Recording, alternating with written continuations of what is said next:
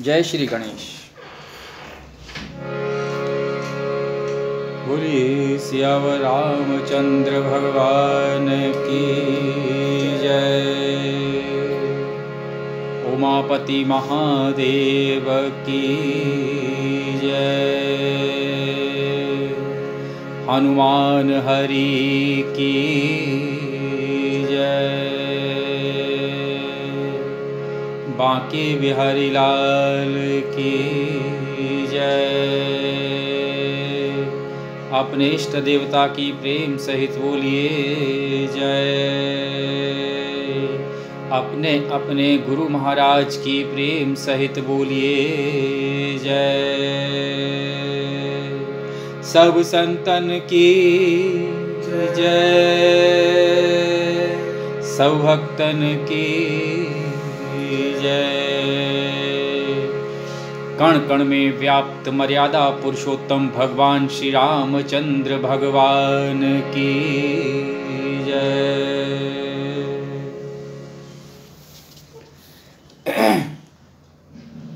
आज बालकांड दोहा क्रमांक 18 से प्रारंभ करेंगे। गिरा अरथ जल बीच सम, कहियत भिन्न न भिन्न। बंदऊ सीता राम पद, जिन्हि परम प्रिय खिन्न।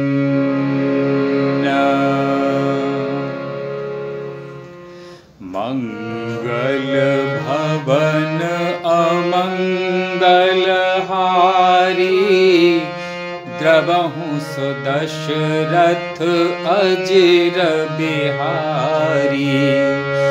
मंगल भवन अमंगल हारी, उमा सहित जेहि जपत पुरारी। बंद्यऊ नाम राम रघुबर को, हेतु कृसानु भानु हिमकर को। विधि हरि हर मय वेद प्राण सो, अगुण अनुपम गुण निधान सो। महामंत्र जोई चपत महेशु, काशी मुकुति हेतु उपदेशु। महिमा जासु जान गण राउ, प्रथम पूजियत नाम प्रभाऊ। जान आदि कवि नाम प्रतापु, भयउ शुद्ध करि उलटा जापु। सहस नाम सम सुन शिव बानी, जपि जै पिय संग भवानी। हरषि हेतु हेरे हरहि को, किय भूषण तिन भूषण को। नाम प्रभाव जान शिवनी को, कालकूट फलु दीन अमी को।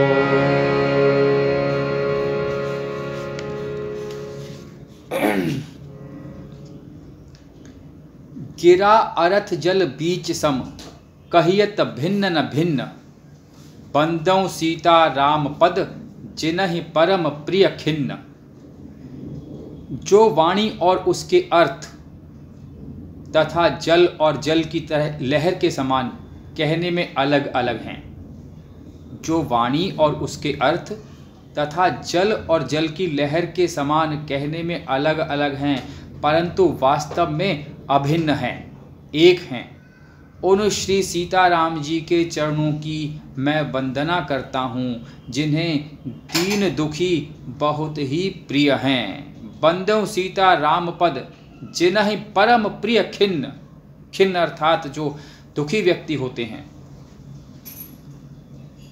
जो वाणी और उसके अर्थ तथा जल और जल की लहर के समान, जैसे वाणी और अर्थ अलग अलग लगते हैं, जल और उसकी लहर अलग अलग लगती है किंतु होते एक समान है, इसी प्रकार सीता जी और राम जी के चरणों की मैं वंदना करता हूँ, जो एक ही हैं, अभिन्न हैं, जिन्हें दीन दुखी अत्यंत प्रिय हैं।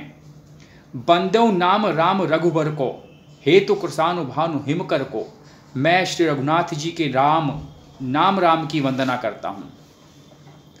गोस्वामी तुलसीदास जी महाराज कहते हैं, मैं श्री रघुनाथ जी के नाम राम की वंदना करता हूँ, जो कृशानु अर्थात अग्नि, भानु अर्थात सूर्य और हिमकर अर्थात चंद्रमा का हेतु अर्थात र आ और म, र आ और म रूप से बीज हैं। वह राम नाम ब्रह्मा विष्णु और शिव रूप हैं। वह वेदों का प्राण हैं, निर्गुण उपमा रहित और गुणों का भंडार हैं। बंदो नाम राम रघुबर को, हेतु कृसानु भानु हिमकर को। विधि हरि हरमय वेद प्राण सो, अगुण अनुपम गुण निधान सो। मैं श्री रघुनाथ जी के नाम राम की वंदना करता हूँ, जो कृशानु अर्थात अग्नि, भानु अर्थात सूर्य और हिमकर चंद्रमा का हेतु अर्थात र आ और म राम रूप से बीज हैं। वह राम नाम ब्रह्मा विष्णु और शिव रूप हैं। वह वेदों का प्राण है। विधि हरि हरमय वेद प्राण सो, अगुण अनुपम गुण निधान सो। वह वेदों का प्राण है, निर्गुण उपमा रहित और गुणों का भंडार है। महामंत्र जो जपत महेशु, काशी मुकुट हेत उपदेशु। जो महामंत्र है जिसे महेश्वर शिवजी जपते हैं और उनके द्वारा जिसका उपदेश काशी में मुक्ति का कारण है। राम नाम से ही काशी में भी मुक्ति होती है। महामंत्र जोई जपत महेशु, काशी मुक्त हेत उपदेशु। जो महामंत्र है जिसे महेश्वर श्री शिवजी जपते हैं और उनके द्वारा जिसका उपदेश काशी में मुक्ति का कारण है। महिमा जासु जान गणराउ, प्रथम पूज्यत नाम प्रभाव। तथा जिसकी महिमा को गणेश जी जानते हैं, जो इस राम नाम के प्रभाव से ही सबसे पहले पूजे जाते हैं। राम जी के नाम का प्रभाव ही है कि गणेश जी सबसे पहले पूजे जाते हैं। राम के नाम का ही प्रभाव है कि उनके नाम से काशी में मुक्ति होती है। जान आदि कवि नाम प्रतापु, भयउ शुद्ध करि उलटा जापू। आदि कवि श्री वाल्मीकि जी राम नाम के प्रताप को जानते हैं, जो उलटा नाम मरा मरा जप कर पवित्र हो गए। जान आदि कवि नाम प्रतापु, भयउ शुद्ध करि उलटा जापू। सहस नाम सम सुनि शिवबानी, जप जें पिय संग भवानी। श्री शिवजी के इस वचन को सुनकर कि एक राम नाम सहस्त्र नाम के समान है। शिवजी के इस वचन को सुनकर सहस नाम सम सुनि शिवबानी, जप जेई पिय संग भवानी। श्री शिवजी के इस वचन को सुनकर कि एक राम नाम 100 नाम सहस्त्र नाम के समान है। पार्वती जी सदा अपने पति श्री शिवजी के साथ राम नाम का जाप किया करती हैं। श्री राम जय राम, श्री राम जय जय राम। हर्षे हेतु हेरे हर ही को, किय भूषण तिय भूषण ती को। नाम के प्रति पार्वती जी के हृदय की ऐसी प्रीति देखकर श्री राम जी के नाम के प्रति ऐसी प्रीति देखकर श्री शिवजी हर्षित हो गए। हर्षे हेतु हेरे हर ही को। नाम के प्रति पार्वती जी के हृदय की ऐसी प्रीति देखकर श्री शिवजी हर्षित हो गए और उन्होंने क्या किया? किया भूषण तिय भूषण ती को।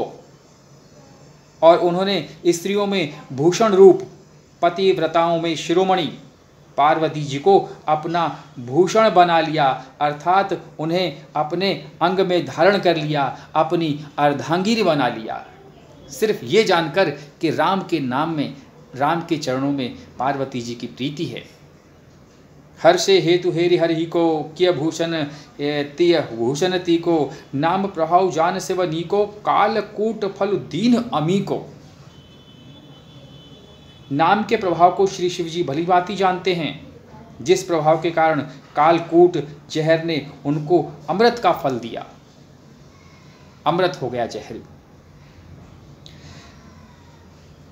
नाम प्रभाव जान शिव नीको, कालकूट फल दीन अमी को, हर्षे हेतु हेरि हरि को, किय भूषण तिय भूषण की ती को। नाम के प्रति पार्वती जी के हृदय की ऐसी प्रीति देखकर श्री शिवजी हर्षित हो गए और उन्होंने स्त्रियों में भूषण, पतिव्रताओं में शिरोमणि पार्वती जी को अपना भूषण बना लिया, अर्थात उन्हें अपने अंग में धारण कर लिया, अपनी अर्धांगिनी बना लिया। नाम के प्रभाव को श्री शिवजी भली भांति जानते हैं, जिस प्रभाव के कारण कालकूट जहर ने उनको अमृत फल दिया। आज विराम लेने से पहले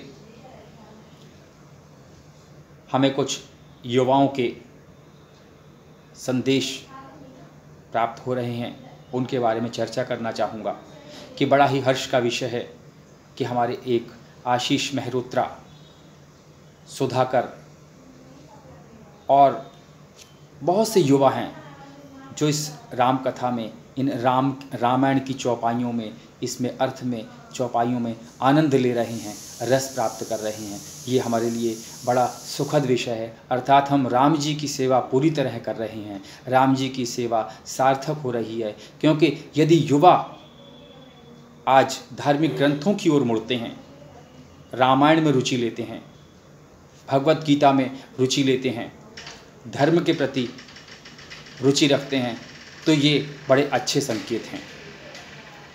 क्योंकि कहा गया है कि बचपन में जो सत्संग होता है, बचपन में जो कथाओं में रुचि ली जाती है, जो प्राप्त किया जाता है सत्संग से, वह अमृत के समान होता है।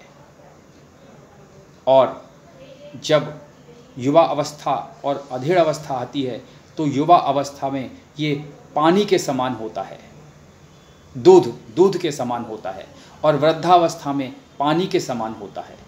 अर्थात कहने का आशय ये है कि यदि हम बचपन से ही सत्संग में जाते हैं, सत्संग करते हैं, राम कथा सुनते हैं, रामायण पढ़ते हैं, भागवत पढ़ते हैं, भागवत सुनते हैं, तो ये बचपन में अमृत के समान फलदायी होता है। और युवा अवस्था में और अधेड़ अवस्था में यह दूध के समान होता है, और वृद्धावस्था में पानी के समान इसका फल होता है। तो हमें बचपन से ही, युवावस्था से ही सत्संग में रुचि रखना चाहिए, रुचि लेना चाहिए। जैसा कि मैंने कहा कि कुछ युवाओं के संदेश प्राप्त हुए हैं, बड़ा ही आनंद हुआ इस बात को सुनकर और देखकर, उनके मैसेज को पढ़कर, उनके संदेशों को पढ़कर। युवावस्था में हमारे शरीर की इंद्रियां सक्रिय होती हैं, बचपन में, युवावस्था में, और जो हम प्राप्त करते हैं सत्संग से, उसे अपने जीवन में ढालते हैं, जीवन में उपयोग में लाते हैं उन सार्थक बातों को, तब वो जीवन हम भली भांति कष्टों से रहित जी पाते हैं। अपना जीवन जीते समय हम जब रामायण की चौपाइयों का वाचन करते हैं तो हमें बहुत सी बाधाओं से बच जाते हैं हम। तो ये बचपन से और जवानी से बहुत आवश्यक है, क्योंकि वृद्धावस्था में तो हमने अपना पूरा जीवन निकाल दिया होता है, पूरा जीवन ही लगभग निकल जाता है सामाजिक रिश्तों के हिसाब से, सामाजिक संबंधों के हिसाब से, और संयम के हिसाब से, सहनशीलता के हिसाब से, व्यवहार के हिसाब से, तो हम पूरा जीवन निकाल चुके होते हैं। आवश्यकता होती है कि हम बचपन से ही, जवानी से ही, युवा अवस्था से ही इस रामायण का, इस सत्संग का अपने जीवन में कैसे उपयोग करें और तमाम आने वाले कष्टों से कैसे बचें, तमाम मानसिक परेशानियों से कैसे बचें, मन को संतोषी कैसे बनाएं, ये सभी बचपन से यदि हम इसमें रुचि लेते हैं तो ये बड़ा फलदायी होता है। तो मैं एक बार पुनः कहूँगा कि जो युवा इस राम कथा में, रामायण की चौपाइयों में जो रुचि ले रहे हैं, बड़ा ही आनंद का विषय है। राम जी भली करें। आपका दिन शुभ हो, मंगलमय हो। इन्हीं शुभकामनाओं के साथ जय सिया राम।